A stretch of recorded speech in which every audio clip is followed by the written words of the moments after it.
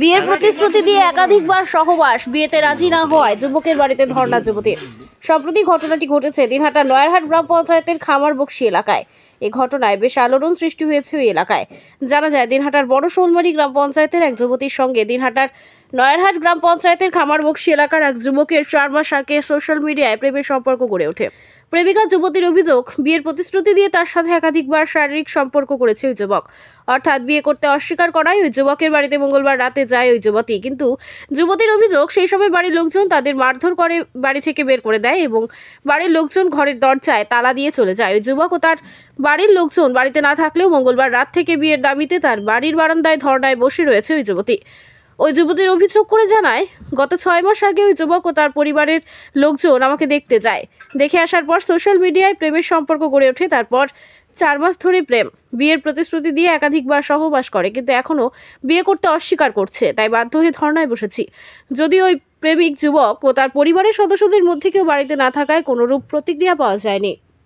দিনের পর দিন আমাকে বিয়ের প্রতিশ্রুতি দিয়ে এবং আমার সাথে শারীরিক সব কিছুই হয়ে গেছে, তারপরেও আমাকে বিয়ে করতে এখন চাইছে না।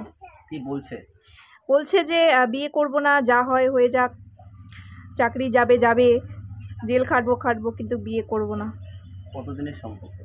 আমাদের 4 মাস। সে কি এখন কোথায়? আমি জানি না সে কোথায়, হয়তো বা পালিয়ে বেড়াচ্ছে। আপনি কখন এসেছেন? আমি কালকে 11টায় এসেছি, রাত 11টায়। তারপরে এসে কি দেখলেন? এসে দেখলাম ওর মা বাবা আছে। আমরা ওর মা বাবাকে ডাকলাম, ওরা আমাদের ঘরে নিয়ে গিয়ে বসালো এবং অফারও করলো, চা খাবেন না সুপারি খাবেন। তারপর আমরা যখন মেন কথাতে গেলাম যে আমরা এখানে আমার বাড়ির লোক যখন গেল যে এখানে মেয়েকে আমরা রাখতে আসছি, তখন ওদের মানে রাগ চরমে উঠে গেল এবং আমাদের গায়ে হাতাহাতি পর্যন্ত শুরু হয়ে গেল। আমাদের ঘাট ধাক্কা দিয়ে বাড়ি থেকে বের করে দিল। ছেলে কি বাড়িতে ছিল না? ছেলে বাড়িতে ছিল, আমরা এটা জানি যে ছেলে ছিল, কিন্তু তারপরে হয়তোবা ছেলেকে ওরা পালিয়ে দিয়েছে। তবে সারা রাত কি এখানেই থাকলেন বাইরে? হ্যাঁ, সারা রাত এখানে আমরা বাইরে, আমাদের ঘরে থাকতে দেয়নি, ঘাট ধাক্কা দিয়ে বের করে দিয়েছে। আমরা সারা রাত এদের উঠোনে ছিলাম, তারপর বারান্দায় আসলাম। যদি মেনে না নেয় তাহলে কি করবেন? মেনে নেবে না,